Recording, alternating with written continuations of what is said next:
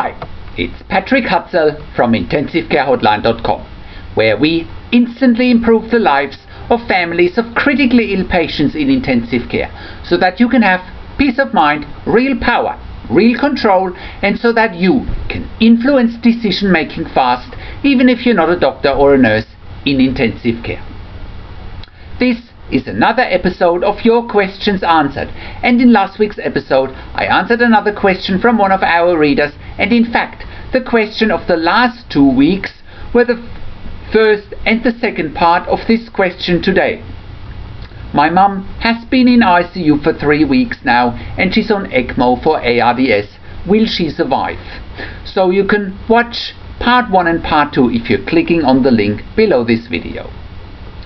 You can also check out a podcast from where I interviewed Ellie, where she has been featured in an interview. You can check that out if you're clicking on the link below this video as well.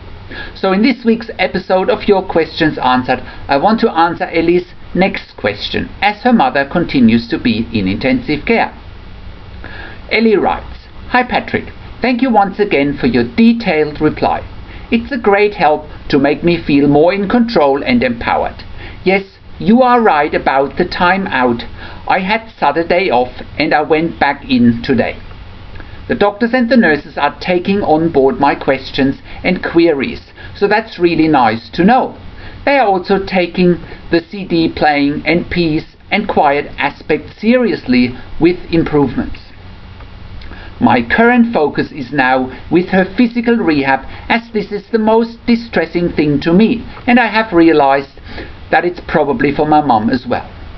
I have been told that she has critical illness myopathy. Their rehab focus is on her chest and not with her arms, hands, legs and feet. I have tried to lie down for 20 minutes, not moving my limbs, and it is very hard. It's a torture, really.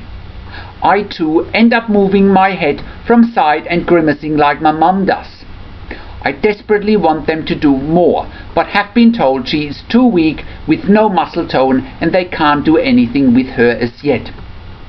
But I feel the longer they leave it, the worse off she will be. If she could move this whole situation, it would be so much easier, I have realized. If you have any advice in this, I really appreciate it. I thank you again. I also had to send the last email quickly as my baby woke up. So it has occurred to me that my baby, waking roughly 6 times a night to breastfeed, possibly has a lot to do with my intense empathy for my mum, as my baby's cry is so primitive, and whenever he cries and I comfort him, I think of my mum not to be able to cry or to be comforted when she's really most in need of it. Also, knowing my mother has such a vivid imagination, she had synesthesia as a child, for example, and a tendency for it to be negative. I know her mind so well and have always tried to show her the nice things in life, although she had a bad childhood with a violent father and attracted bad things to her by focusing on the darker sides of life. My next question is there any medication she can be given that can give her mind a nice experience? I have heard that morphine is like sitting in a cloud. She's really into her chemical highs. She tried LSD in the 60s many times and had great experiences. If I could help her have a nice experience somehow, that would be amazing. I'm trying externally with the music and massage. So just a thought, is it possible? They have also weaned her the clonidine and taken her off the clonidine, the fentanyl, and swapped with an oral opiate that begins with an O. Thanks again, Ellie." Hi Ellie, good to hear that you've taken time off. I think you should continue to make sure that you get a rest. Your health, your sanity and your well-being are at least as important as your mother, if not more important. As it relates to the physical rehabilitation and the physiotherapy for your mother, I call BS for everything they are telling you, except that she has critical illness myopathy. There is absolutely no reason why they can't commence physiotherapy for her myopathy, and you are correct to say that it's horrible to lie down and not being able to move. It does make sense that the chest physio should be priority given the nature of her illness, and you are absolutely correct to point out the negative effects by not doing or offering physiotherapy on her other body parts. I strongly believe that holistic care includes focusing on all needs that improve your mother's well-being. The fact of the matter is that the physiotherapists are probably working with limited resources and their focus currently lies on chest physio. However, by improving your mother's general condition through physiotherapy and through movement can of course improve her condition as well. Here's what you need to do in order to get the physiotherapy to do what you want. First, ask them how many times a day your mother gets physiotherapy. Second, ask them whether they can build in some other therapy to get your mother moving, and tell them about your experiences when lying down for 20 minutes without moving. Third, tell them about what your thoughts about holistic care are. Fourth, ask them whether your mother gets physiotherapy on weekends as well. Fifth, take a look and find out how much time the physiotherapists spend actually quote-unquote doing physiotherapy and how much time they spend on documentation and paperwork. Number 6. Ask them whether they spend more time on other patients that they give a higher priority to. For example, do they have a bigger interest in treating other patients first for obvious reasons such as medical research interests and funding? 7. Keep asking for what you want and don't expect anything less. Continue to be difficult and demanding, and take a look at this blog post here. The 5 reasons why you need to be difficult and demanding when your loved one is critically ill in intensive care. So check out this blog post on the link below this video. It also shows them that you're not giving up, that you take matters very seriously, and that you are paying attention to detail. As it relates to your mother's painkillers, there are a number of things you need to know. First, morphine can give you highs, and it can also give you hallucinations and nightmares. Most of the times it gives people highs and it works very well for pain.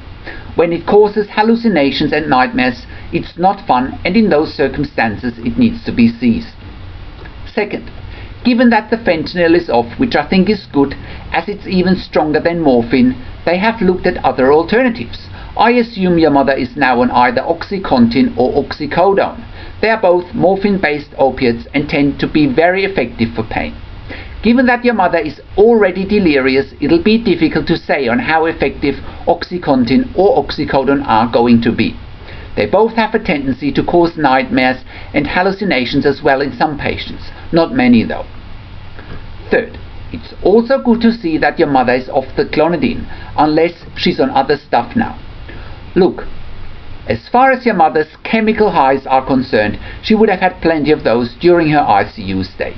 Whether morphine, fentanyl, propofol, midazolam, etc. would have caused some chemical highs one way or another. There is no easy way out of this and no magic pill. I think, if anything, it's important to clear her system of as many drugs as possible so that you get to see your real mother. I hear your concerns with her not being able to cope because of things that happened in the past, and I agree to a point that now is not the time to address any psychological damage that may have been caused in the past. However, I think, if anything, it should be less and not more drugs. I think your and the intensive care team's focus should be on clearing the infection, getting her moving through physiotherapy, and also keeping an eye on the chest drains that I think need to come out rather sooner than later. Weaning your mother off the ventilator will be next. And also, don't forget that you need to continue looking after yourself and that you shouldn't be there every single day. I hope that helps, Ellie. Keep up the good work and let me know if you have any more questions.